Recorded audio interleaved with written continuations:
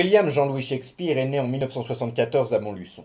Passons rapidement sur sa petite enfance, durant laquelle sa mère, en grande pragmatique, lui a appris l'art de repasser les chaussettes. Le plus important n'est pas là.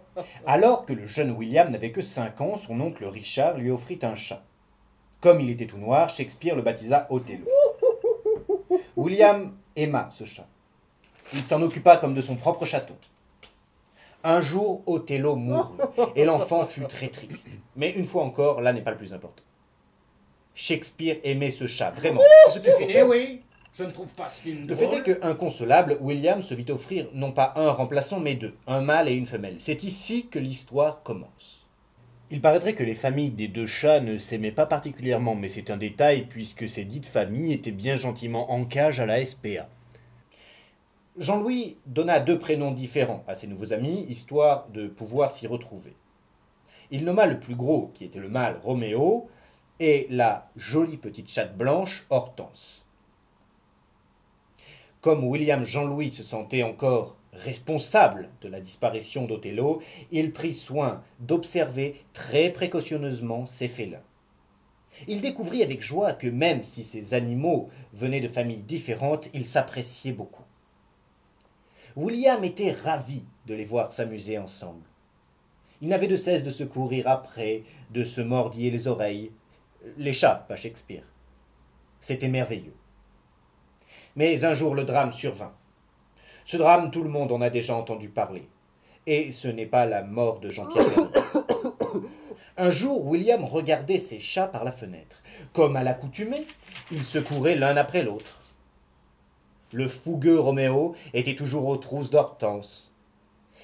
Cette dernière monta à un arbre. Roméo la suivit toujours.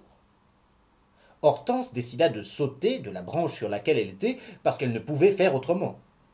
Elle sauta donc et resta un instant au sol pour attendre Roméo. Mais les filles grandissent plus vite que les garçons, si bien que Roméo, un peu en retard pour son âge, ne savait pas qu'un chat pouvait sauter d'aussi haut. Oh, le nul. L'immobilité d'Hortense ne le rassura pas. Oui, parce que Hortense ne bougeait pas. Elle guettait une mouche posée sur un brin d'herbe. Roméo crut Hortense morte. Ce fut trop pour lui. Il se jeta tête la première et lui mourut vraiment. La mouche s'envola après le choc du chat sur le sol chaud. Hortense leva la tête effrayée. Roméo ? Roméo, miaula-t-elle. Il ne répondait pas. Il était mort. Hortense le comprit. Elle réfléchit à l'idée de refaire sa vie, mais cela paraissait bien difficile en cette époque de trouble. Il ne lui fallut pas plus longtemps pour se décider. Elle remonta sur le sommet de l'arbre et s'élança de toutes ses forces dans les airs. Elle périt pendant qu'on la transférait à l'hôpital. Shakespeare fut témoin de tout cela. Il ne se remit jamais de cette nouvelle perte et s'enferma dans l'écriture grâce à laquelle il put faire son deuil en racontant l'histoire de ses chats. Il changea juste le nom de l'héroïne parce qu'il ne pouvait pas supporter les cris. À chaque fois, il en pleurait. Il n'eut plus jamais d'autres animaux de compagnie.